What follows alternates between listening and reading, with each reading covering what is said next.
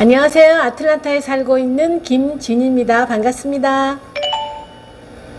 오늘은 코로나 블루를 극복하는 방법에 대해서 연구를 좀 해봤거든요. 솔직히 제가 뭘 알겠어요. 제가 정신과 전문의도 아니고. 저하고 비슷한 상황이 있으신 분들은 저의 하소연을 들으면서 서로 위로가 되지 않을까 하고 이 영상을 만들어 봤습니다. 이제는 누구나 다 겪는 고통이 있죠. 바로 이 바이러스로 인한 여러 가지 행동의 제약들일 텐데요. 나갈 때는 꼭 마스크를 써야 하고, 되도록 사람들이 많은 곳에 외출을 자제해야 하고, 예쁜 옷을 사도 입고 나갈 데가 없고, 뭐 이런 여러 가지 일들을 얘기하는 거예요. 우리 집만 해도 조금만 힘내서 우리가 은퇴하기 전까지 이만큼만 뛰면 되는 거야. 이렇게 계획했던 목표가 있는데요. 언제나 끝나려나 이 팬데믹. 목표는 저만치 달아나 버리고 일할 사람 구하기 힘들어서 우리 부부가 더 많은 시간과 노동을 투입해야 하고요. 그 시기가 점점 길어지니까 몸과 마음이 함께 지치려고 합니다. 제 남편보다는 제가 더 정신적으로 지치는 것 같아요. 제 나이에 오는 갱년기와 맞물리면서 정신적으로 기복이 심해지는 걸 제가 느낍니다. 남자는 남자대로 하고 싶은 일이 있고요. 여자는 여자대로 하고 싶은 일들이 있잖아요. 친구들과 만나서 수다를 떤다거나, 사우나를 간다거나, 또 미용실, 네일샵, 피부 마사지를 받는다거나, 외모에 신경 써야 하는 여러 가지들이 있잖아요. 그 모든 게 예뻐지려는 욕망 플러스 자기 만족이죠.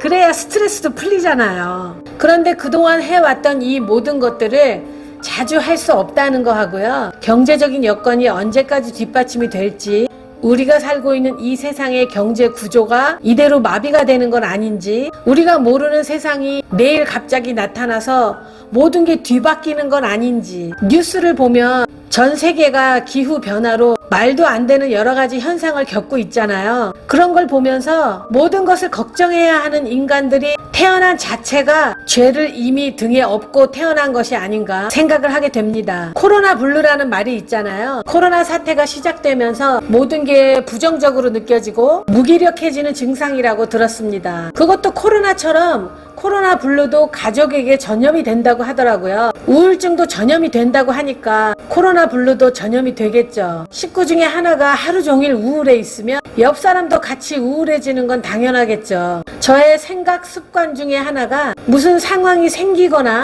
어떤 현상을 보거나 들었을 때 해결책은 무엇인지 제일 먼저 궁금해지거든요. 저 같은 분들이 아주 많을 거예요. 해결책을 내가 할 수 없는 일이라면은, 내가 걱정을 한다고 해서 해결되는 일이 하나도 없는 문제라면은 걱정할 필요가 없겠구나, 그렇게 생각을 돌립니다. 그래서 사람들이 저보고 천하태평이니, 좋게 생각하면 긍정적이니, 그렇게 말들 하시는 것 같아요. 그런데 요새는 이게 잘 안 된다는 거예요. 모든 게 걱정으로 시작을 해서 걱정으로 끝이 납니다. 하루 종일 시무룩해지는 것 같아요.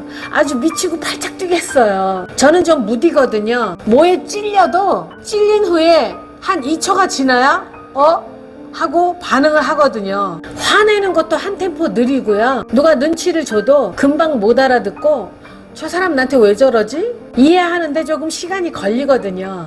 그런 한 템포 늦은 저도 우울하고 무기력해지는데, 센시티브한 성격을 가진 사람들은 오죽하겠어요. 훨씬 더 많이 코로나 블루가 생길 것 같아요. 그래서 그 우울하고 무기력한 코로나 블루, 그리고 중년을 맞이하면서 오는 우울감, 이 모든 것들을 해소할 방법이 무엇이 있을까 곰곰이 생각해 봤거든요. 그리고 얼마 전부터 종이에 적어봤습니다. 사실은 타이핑을 쳤어요. 제가 글씨가 개발 소발이라서 제가 쓴 것도 못 알아보거든요. 그래서 워드를 사용해서 정리를 해봤습니다. 사실은 이 영상은 저를 위한 영상이에요. 자기 최면이죠. 항상 감사드립니다. 구독과 좋아요 부탁드려요. 구독과 좋아요는 공짜예요.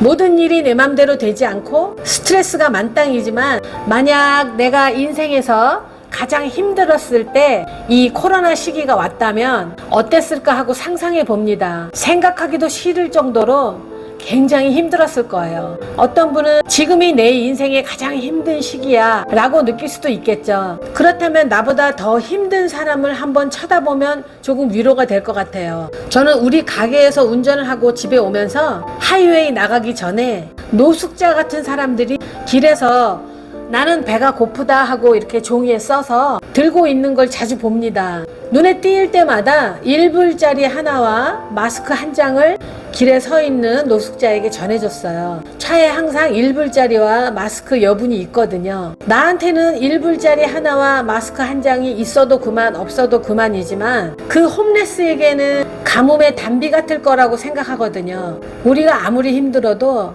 안 가진 것보다는 가진 게 훨씬 많잖아요. 퇴근하고 집에 돌아오자마자 걸어서 세계 속으로 이런 TV 프로 있잖아요. 몇 년 전에 만들어진 해외여행 영상을 보면서 이제 저런 자유로운 여행은 앞으로는 갈 수 없을 거야. 그러면서 저걸로 대리 만족을 해야 해. 그리고 넋을 놓고 보고 있거든요. 습관적으로 집에 오면 TV를 켜게 되고요. 넷플릭스나 유튜브 여행 영상을 틀어놓기도 하고 멋진 풍경을 보기도 하거든요. 그 앞에 맥주나 와인도 한잔 하면서 과거가 좋았다고 그리워하기도 합니다. 그러다가 뉴스를 안 볼 수가 없죠. 그럼 또다시 마음이 뒤숭숭해지고 밖에 날씨는 화창한데 내 마음엔 이미 비가 줄줄 내리고 있어요. 그래서 결심을 하게 됐습니다. TV를 보려면 트레드밀, 여러분 아시는 일명 러닝머신, 그 트레드밀을 TV 앞에 놓고 보고 싶은 게 있다면 빠른 속도로 걸어가면서 보자. 솔직히 어제부터 시작했어요. TV 보다가 땀이 나니까 기분이 상쾌해지고 세상 일 알고 보면 별거 아니라는 느낌이 들었어요. 그게 운동의 효과인가 봅니다.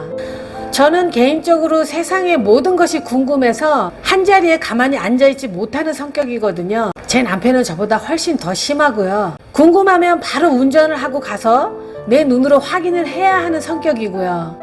그런 제가 한 가지 결심을 하게 됐어요. 바깥 세상만 궁금해하지 말고 내면의 눈을 돌리자. 바깥이 궁금해봤자 외국에 나갈 수 있는 것도 아니고요. 다른 지역을 보러 가기도 힘든 상황이니까 내부의 세계에 심취해보자. 우주는 광활하고 모르는 것도 많고 궁금한 것도 많지만 현미경으로 들여다보면 우리 인체에는 무려 37조의 세포가 살아있듯이 작은 단위로 들어가면 들어갈수록 흥미진진한 또 다른 세계가 있는 거죠. 우리 집안 서랍 하나하나에 뭐가 들어있는지 저도 잘 모르거든요. 버려야 할 것들이 우글우글 하죠. 많은 것들이 내 눈길과 손길을 기다리는데 나는 나가고 싶어서 안달이니 못 나가는 것에만 화풀이를 하고 있구나. 방마다 주방, 욕실, 냉장고 등등 서랍 안에 뭐가 들어있는지 정리하는 데만 한 달은 걸릴 것 같아요. 이것도 기회다 생각하면 참 기쁘게 받아들일 수도 있는 집콕이 될 것 같습니다. 에휴, 공부를 할 수 있는 절호의 기회가 아닐까. 저는 한국에 있을 때부터 학원 가는 게 취미였던 것 같아요.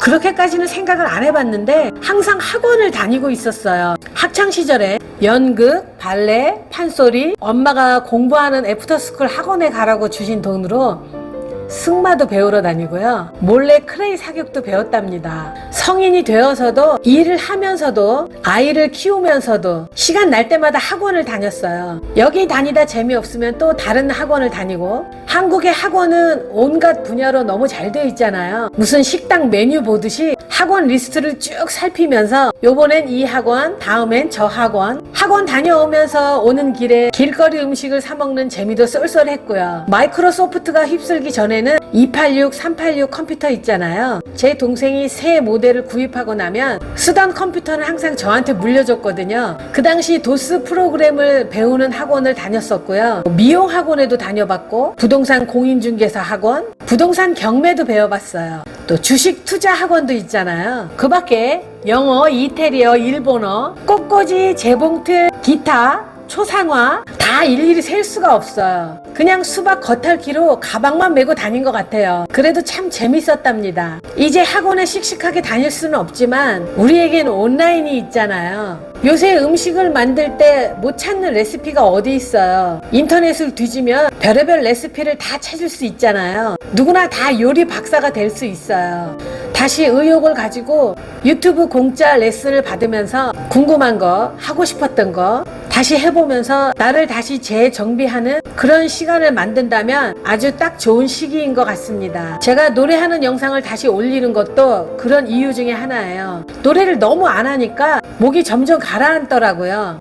뉴스는 제목만 보는 건 어때요? 제목만 읽어도 내용을 대충 알 수 있잖아요. 뉴스란 좋은 뉴스는 별로 없는 것 같아요. 온통 흉흉하고 보고 싶지 않은 사건, 사고만 나오잖아요. 기후 변화도 우리가 늘 심각하게 받아들여야 하는 건 맞는데, 심각하게 받아들여야 하는 이유는 우리가 좀 더 나은 환경을 만들고자 함이지, 우리 모두가 이젠 끝났어 라고 생각하기 위함은 아니라고 보거든요. 우리 눈에 당장 보이지 않는 눈사태, 산사태, 산불, 홍수, 다 녹아버린 빙산, 그런 걸 뉴스를 보고서 우울해하고 걱정할 시간에 우리 주변에 비닐봉투 덜 쓰고 일회용 용품 덜 쓰고 쓰레기를 덜 만들어 보자고요. 그리고 지금 밖에 보이는 화창하고 새파란 저 하늘을 보면서 내 눈에 보이는 것들만 믿는 것도 지금 이 시대에 꼭 필요한 요소가 아닐까 생각이 됩니다. 지나친 정보가 사람 잡는 것 같아요. 좀 답답하고 화가 나는 시절이 됐지만 전쟁 속에서도 행복은 있고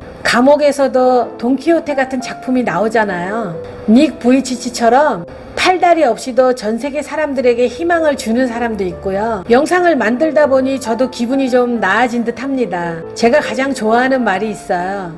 피할 수 없으면 즐겨라. 오늘도 부족한 영상 봐주셔서 대단히 감사드립니다. 항상 건강 조심하시고 웃음 잃지 않도록 합시다. 감사합니다.